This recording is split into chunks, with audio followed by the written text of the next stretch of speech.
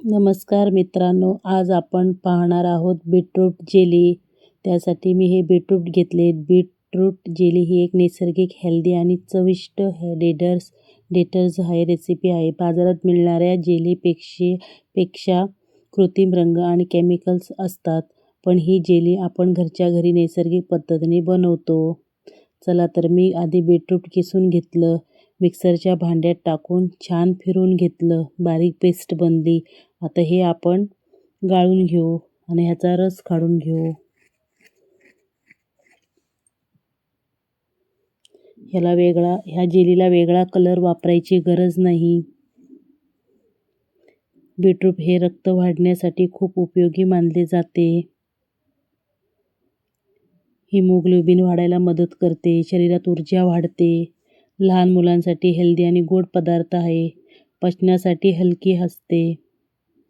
आता हे पण आपण ह्या ताटात ठेवून छान उन्हात वाळवून घ्यायचं आणि ह्याची पावडर बनवायची आणि सकाळ सकाळ तुम्ही हे पिऊ शकतात, ज्यामुळे वजन पण कमी होतं.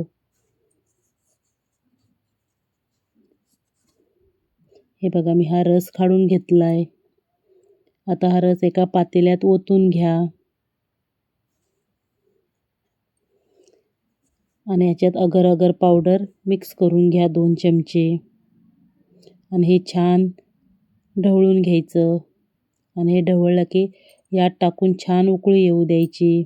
आता हे बीटरूटच्या रसामध्ये टाकून घ्या आणि छान उकळी आली.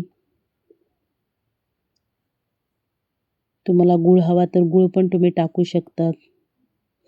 मी ह्याच्यात काहीही टाकलेलं नाही, नॅचरल केलेलं आहे.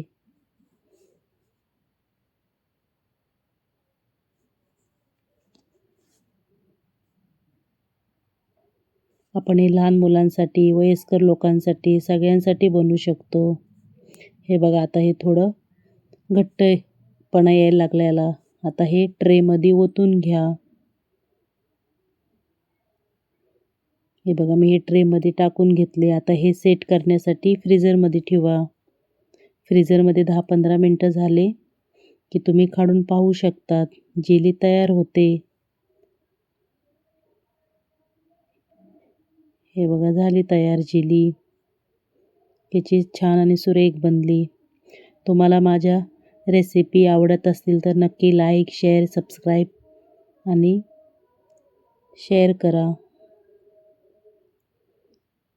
हे तुम्ही महिनाभर, वर्षभर सुद्धा टिकू शकतात असं बनवून. आता बीटरूट स्वस्त आहे हिवाळ्यामुळं, गाजर स्वस्त आहेत, आवळा स्वस्त आहे.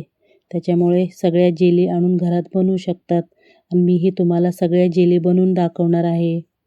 ह्याच्या आधी पण मी आवळा जेली बनवून दाखवलेली, ती पण तुम्ही पाहू शकता. जेवढ्या आता जेली बनवता येतील तेवढ्या मी जेली रेसिपी दाखवणार आहे. तुम्ही घरच्या घरी बनवू शकतात आणि तुम्ही पण नक्की करून पहा.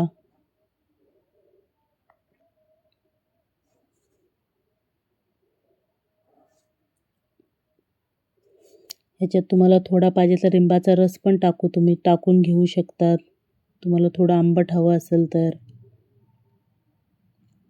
त्याच्याने जरा बीटरूटचा कच्चा वास कमी होतो लिंबू टाकल्यामुळं आणि जेलीला छान फ्रेश चव येते. तुम्ही याच्यात